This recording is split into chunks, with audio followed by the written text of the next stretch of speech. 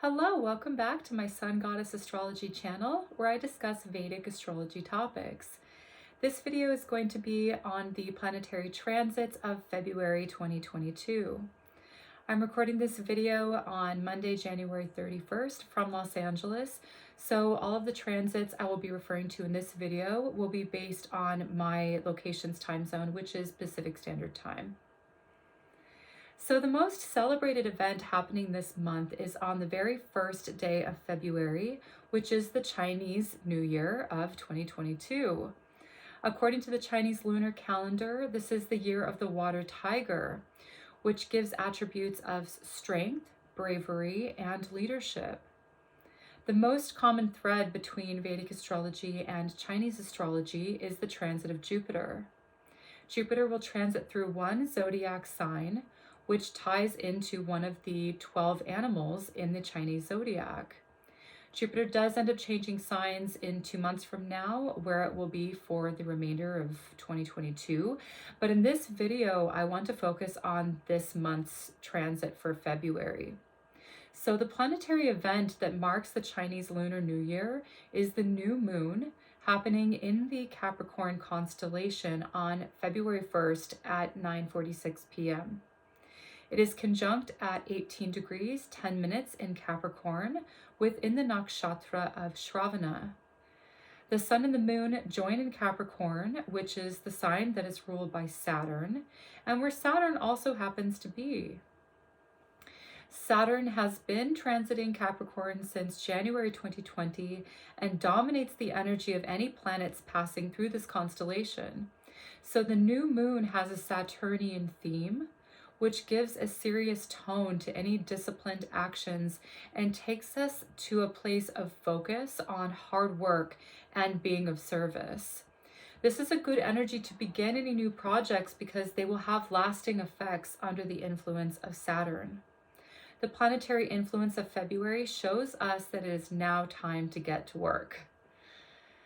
If you're planning to schedule some new activity, or commit to something new this month, it is best to wait until after Mercury turns direct. Mercury stations on January 3rd at 8:12 p.m. So any time from the 4th onward is the best time to initiate your plans so that everything will run smoothly in operations and communications. Mercury goes direct also in the sign of Capricorn, with the moon, the sun, and Saturn being there.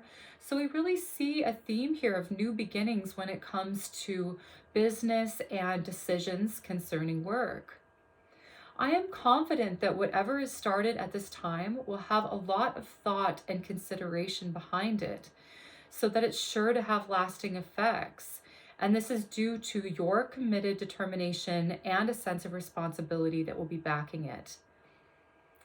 If you have started anything work-related in January that was interrupted due to management or circumstances outside of your control, then you are able to pause to reassess the level of commitment and time it will take to do the job well and recalibrate accordingly.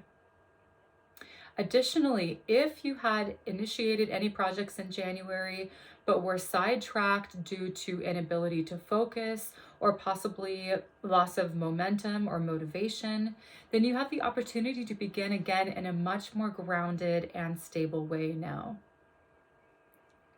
The sun moves into Aquarius, where it joins Jupiter on February 12th at 1:57 p.m. This day, we will feel a shift in our energy fields as it moves from a cardinal earth sign to a fixed air sign. Our intentions will have a directed purpose, and we can tend to project a fixed perspective and ideal vision outwardly onto other people. On this very day, also, Mars catches up to Venus, and they're conjunct at the same 20-degree point in the Sagittarius constellation. This is a Graha Yuddha, which is a planetary war. So the masculine and feminine energies are really having a tough time balancing themselves out. Mars is stronger in this planetary war because it is stronger, one, in the sign of Sagittarius, and two, it is faster in speed. Mars crosses over Venus, who had just turned direct a couple of days ago. So she's relatively still stationary, slow in motion to move forward. Mars kind of plows over her with the fiery passion of Sagittarius fervor. This means that people can act in alignment with their strong beliefs with less regard to what other people are wanting at this time. But this can really be good or bad depending on the context. What is important to know is that the overall energy shows us making progress when our actions are aligned with our principles. And we really see that progress coming to light during the full moon in Leo. The full moon is on the 16th at 8:55 a.m. in Magha Nakshatra. I see a theme of leadership popping up here that reflects the attributes of the water tiger from the Chinese New Year's animal totem. If you don't find yourself in a position of leadership, then I do see an element of demonstrating to others a sense of responsibility and focused commitment within your very respectable actions that gives you purpose and dignity. For the entire month of February, we continue to be under the influence of a Kal Sarpa yoga, which began in mid-December. All of the planets are on one side of Rahu and Ketu axis. So if we blend the theme of February, which is the start of important work, with the theme of the Kal Sarpa yoga, this would be an energy described as kind of like working in a vacuum. This means that it would feel like we are getting a lot done, but still feeling like we are on a narrow path and separated from the world outside of us.